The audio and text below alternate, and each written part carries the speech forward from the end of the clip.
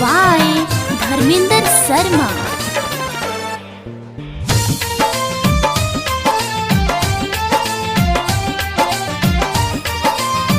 Presented by Leela Entertainment.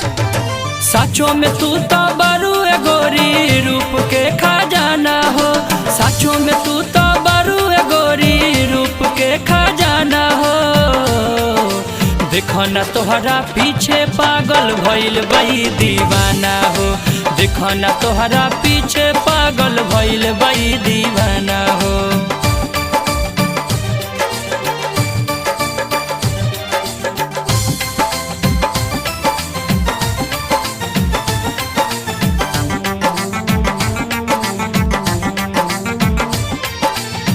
कतनाल करी हम राम के बराही, हमरे लभजले बारे तोह के बनाई।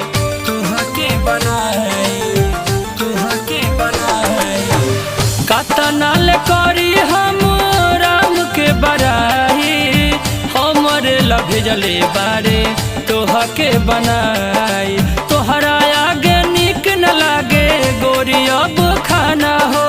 तोहरा आगे निक न लागे गोरी अब खाना हो। देखो ना तोहरा पीछे पागल भइल बई दीवाना हो। देखो ना तोहरा पीछे पागल भइल बई दीवाना हो।